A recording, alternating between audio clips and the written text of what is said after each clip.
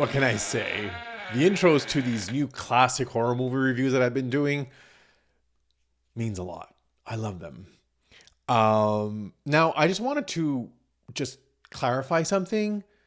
The reason in my previous video where I said, let's go back to old school Little Apollo horrors is because when I first started the channel, I was reviewing classic horror movies. I wasn't reviewing any of the new stuff.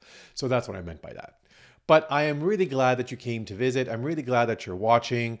This is the review that I've been wanting to do for the longest time. I did part 6 a while back, which is my favorite in the installment of the franchise. But number 1 is the classic, right? So Friday the 13th has endured for over 40 years. And if you stick around, I'm going to tell you why.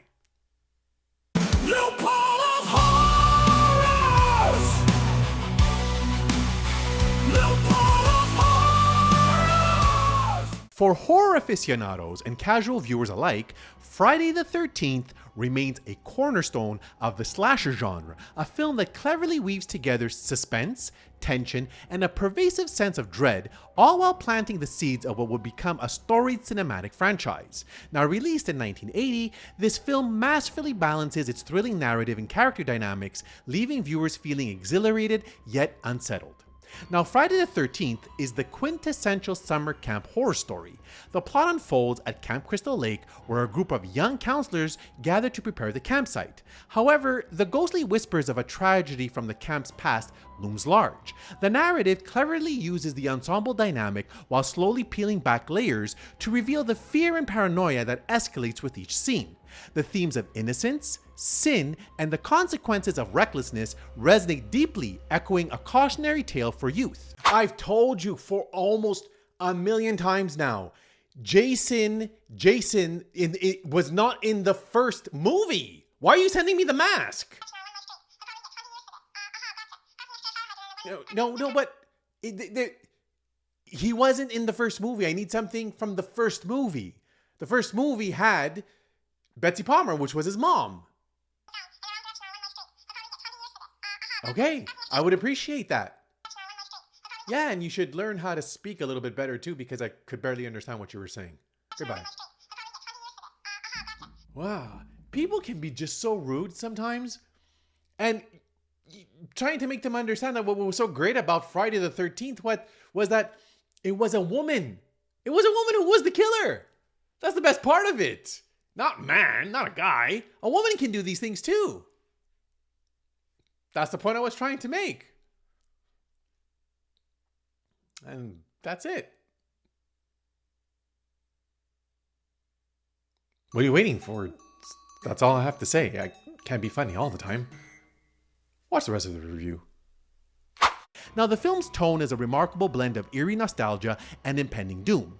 Director Sean S. Cunningham expertly crafts a palpable atmosphere that invites viewers into the sun-dappled woods of Camp Crystal Lake while simultaneously creating an undercurrent of menace.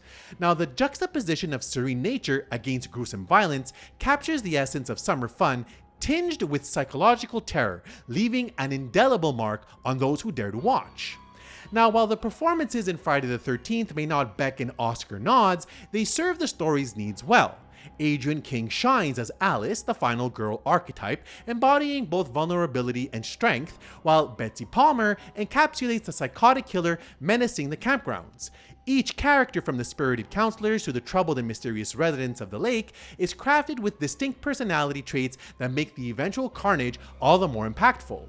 Their youthful exuberance feels relatable, enhancing the sense of dread as the stakes are raised.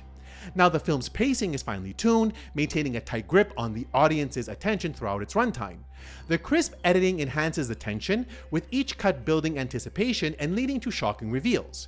The meticulous structure of the film sequences ensures that suspense is not merely a fleeting sensation, but a relentless force. Now, what resonates most profoundly with Friday the 13th is not just its influence on popular culture or its status as a slasher classic, but the visceral experience it provides. It evokes that deliciously terrifying sensation of watching something that both enthralls and horrifies.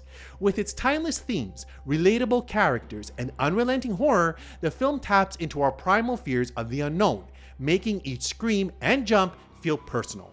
While horror films have evolved since its release, there's a rawness to Friday the 13th that feels unfiltered and pure. As you emerge, somewhat shaken from the world of Camp Crystal Lake, you are reminded of the age-old adage, sometimes the woods are darker than they appear. If you're seeking a mixture of nostalgia, suspense, and that unmistakable thrill, this slasher gem surely delivers.